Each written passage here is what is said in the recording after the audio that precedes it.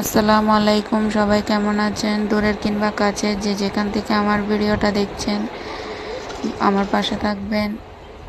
এর আগে আমি কচু শাকের রেসিপি শেয়ার করেছি, তাই ভাবলাম আজকে কচুর ফুল যেহেতু রান্না করব আপনাদের সাথেও শেয়ার করি।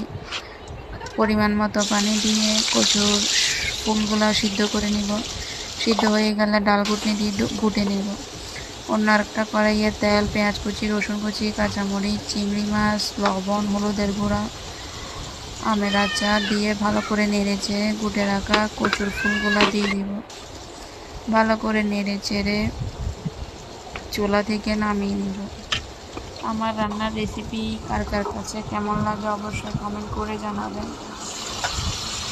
আমি তেমন রান্না পারি না, যা পারি তাই আপনাদের সাথে শেয়ার করি।